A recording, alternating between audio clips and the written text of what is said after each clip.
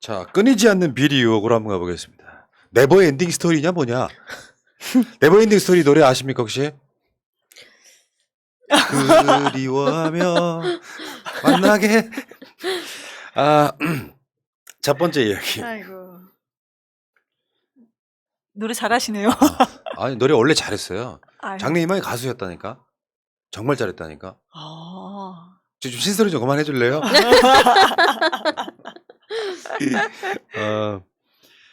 이 보도가 나왔어요. 오마이뉴스의 단독인데 대통령실이 무속인 민원 청탁받은 고위공직자 조사에 착수했다. 이거 말고요. 보람 PD 정신 차려. 이건 뒤에 나와야 될 거예요. 그러니까 무속인의 민원을 청탁받은 고위공직자가 조사에 착수했다. 이게 뭐냐면은 그게 그 무속인은 소위 말하면 건진법사. 그 건진법사가 고위공직자한테 세무조사를 무마해달라고 청탁을 했다는 거예요. 그냥 지근거리에 있는 사람인 거잖아요. 네. 건진 정도 되면은 윤석열의 측근이라고 알려진 사람이에요. 이 사람이 고위공직자를 만나서 아마 기재부나 국세청이나 이런 데 읽겠죠. 세무조사를 무마해달라고 청탁을 넣었다는 사건. 문재인 대통령이 측근 비리, 친인척 비리가 있었습니까? 그 사이 이런 게 종류가 나왔었냐고요. 벌써 윤석열 측근에서 이런 비리가 이제 시작되는 거예요. 세무조사 무마 청탁을 하게 됐다면 만약에 건진이 자기 아는 사람의 세무조사 무마를 청탁 받았다면 그 건진은 맨입으로 했겠어요? 아니죠. 측근에다가 무속이 또 깊이 관여를 했다라는 게 여기서 드러나는 거고, 저는 그 대통령 부부가 원래 그 지방으로 휴가를 가기로 했다가 안 갔잖아요. 서울에 있겠다고 했잖아요. 그 결정의 이유 중에 이게 있지 않을까. 이걸로 인해서 부부싸움을 해서 취소한 게 아닌가. 아니, 라는 생각이 어떻게 들더라고요. 감히 김건희님과 부부싸움을 할 수가 있겠어요. 그러니까 아니 이 중요한 사람이잖아요. 이 무속인은 건진이라는 사람의 일인데 이 사람이 청탁을 한 거를 감히 조사를 하겠다고? 이런 문제로 둘 사이에 뭔가 분열이 있지 않았나라는 생각이 들더라고요. 근데 저는 그런 생각이 들어요. 지금 청탁한 거 내용 자체가 세무조사를 무마해달라라는 거잖아요. 근데 이것을 청탁할 수 있다는 것은 예를 들어서 지금 측근 비리, 가족, 그러니까 친인척 비리가 전혀 없는 문재인 대통령 내외에게 이런 청탁을 할 수 있을 거란 생각은 아예 못하죠. 그런데 지금 현재 대통령과 김건희에 대해서는 얼마나 많이 알고 있으면은 이런 정도의 청탁쯤이야 뭐 큰 문제가 되겠는가. 그들만의 리그에서는 세무조사 무마 정도는 그냥 껌으로 생각하는 것은 아닌가. 이런 생각까지 좀 들고 있습니다. 그리고 사실 이런 건진법사라는 사람이 대통령실의 고위 공무원한테 접근할 수 있다라는 거, 그것도 문제인 거죠. 그 고위 공무원이 누구인지는 모르겠으나 대통령실과 뭐 법사 또는 어떤 그 윤석열 부부의 측근들이 너무 손쉽게 드나들고 있다. 이게 가장 큰 문제라고 생각이 듭니다. 청탁을 했다라는 것도 문제지만 그들이 너무 쉽게 접촉을 할 수 있다라는 거. 아니, 무속에 대해서 우리가 반감을 갖는 거는 아니에요. 무속 신앙도 있긴 있어요. 그런데 지금 이것은 아니잖아요. 솔직히 무속인인 것이고 그 무속인이 너무나도 깊게 인사까지도 뭔가 개입이 됐다는 얘기가 나오고 이런 청탁까지 할 정도니까 이게 어떻게 이게 원칙과 상식인 것인지 이것이 일반적인 것이냐 이것이 좀 이런 참 말도 안 되는 일이 지금 일어나고 있습니다. 요거는 내가 봤을 때 서막이에요, 서막. 근데 사실은 김건희가 이따 뒤에 그 이야기가 나오겠습니다만 실제로 이런 어떤 이권에 관련해서 많이 개입하고 있잖아요. 뭐 5년짜리가 시간이 짧잖아요. 뭔가 주위에서 콩고물은 다 쳐 드셔야 되는 건데 이것도 아마 누군가가 이거를 제보함으로써 드러난 거죠. 이러고 있더라 지금 이게 밖으로 새어나오기 시작하는 거예요. 나 지지율과 상관이 있다고 보는데 그 윤석열하고 건진법사의 관계를 뭐 여러 가지 이야기가 있지만 몇 가지만 이야기를 해드릴게요. 윤석열과 건진법사 윤석열이 이게 비밀 캠프였었잖아요. 윤석열이 나타나가지고 윤석열 등을 툭 치면서 이건진이 윤석열을 소개해주는 장면이 이거잖아요. 자, 이거 첫 번째고. 그 당시에 이 보도에 이런 게 있었어. 이건진 법사가 커바나 컨텐츠의 고문으로 명함을 뿌리고 다닌 사람이야. 그리고 2015년 김건희 전시회 VIP 행사에도 참석했어.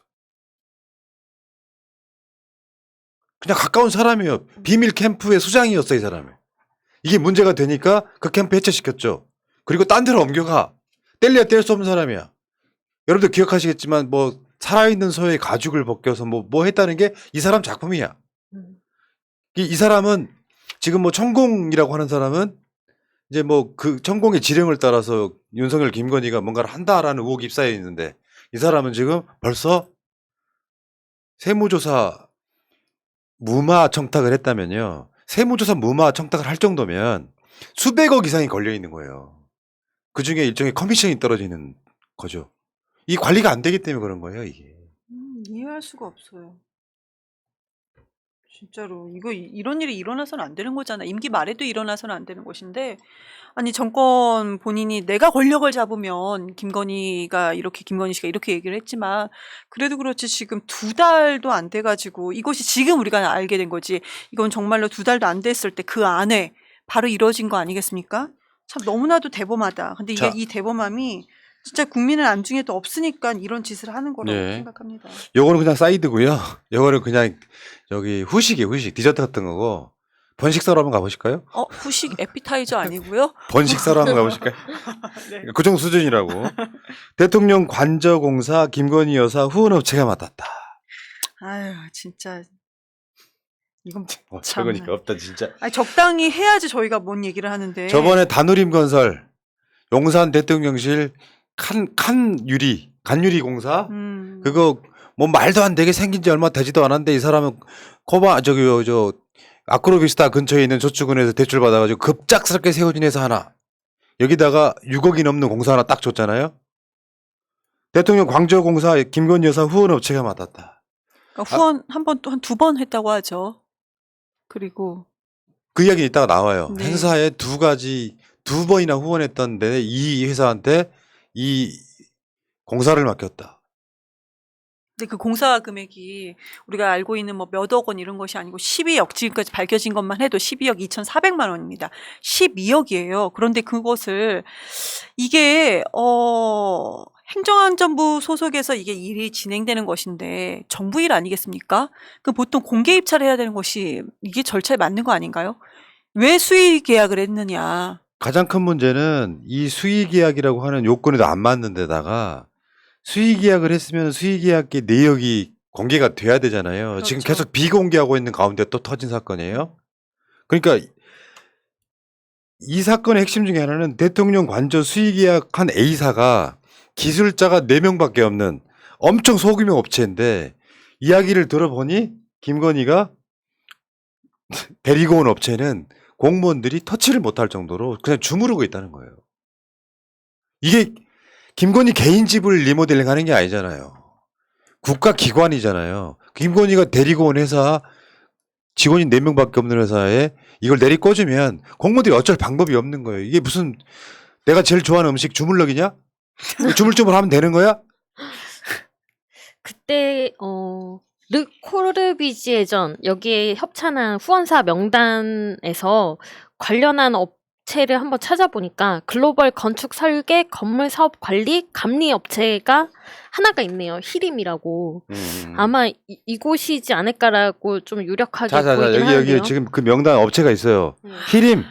여기 지금 주체가 있고 밑에가 후원입니다. 후원. LG 올레드 TV. 히림. 히림. 이 회사로 추정이 되죠, 지금 네, 현재? 거기가 가장 유력해 보입니다. 네. 근데 문제는 이 회사 자체도 지난번 그 다누림과 마찬가지로 그렇게 큰 규모의 회사가 아니라는 거죠. 기술자도 4명밖에 없는 그런 회사인데 또 대통령 관저를 수의 계약을 했다라는 거. 그러니까 관저 실내공사는 A사가 맡았고 설계 감리 영역은 비사가 담당을 했는데 법인 등기가 존재하지 않는 영세 건축 설계 감리 업체인 비사가 인테리어 시공업체인 C사와 서울 시내에 있는 사무실을 함께 사용하고 있고 비사 대표와 C사 대표는 부부야. 이것들 봐라. 네, 근데 이게요, 저는 이걸 보면서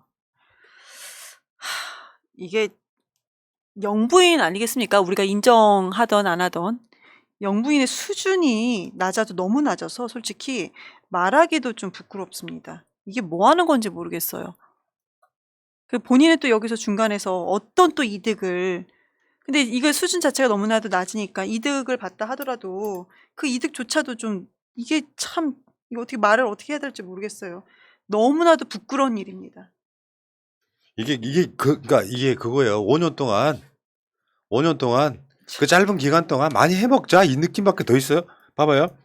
대통령실 관저 실내공사 설계 감리 영역을 맡은 비사 대표의 배우자인 C사 대표는 아까 부부라 그랬잖아요. 비사 대표의 배우자인 C사 대표는 종합건축사무소인 D사에 근무한 이력이 있는데 D사는 2015년 코바나 컨텐츠가 주최한 마크 로스코전, 2016년 르 코르비지에전, 2018년 알베르토 자코메티 특별전을 후원한 업체야.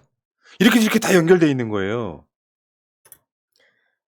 코바나 컨텐츠라는 게 지금 이 관적 공사에서도 그렇고 방금 전 건진법사도 코바나 컨텐츠의 고문이었잖아요.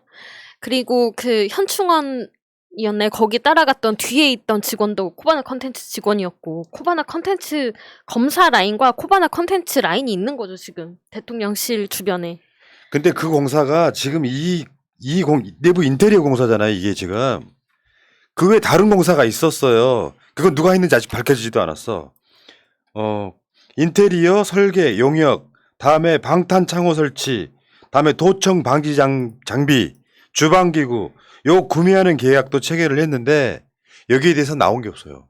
누구한테 시켰는지를 몰라. 아니, 저는 정말 이해가 안 되는 게, 이거 영부인이라는 사람이 이제 본인이 과거에 어찌 됐던 간에 지금 영부인 자리에 있는 거잖아요. 이 직책을 사용한다, 안 한다, 그건 이제 논외로 하고. 굳이 이런 일까지 본인이 나서야 될 이유가 있겠습니까? 왜 이런지 모르겠어요. 왜 이러죠? 타고난 천성이죠. 진짜. 무력이 상상을 초월하는 거야. 주가 조작 의혹이 왜 있게요?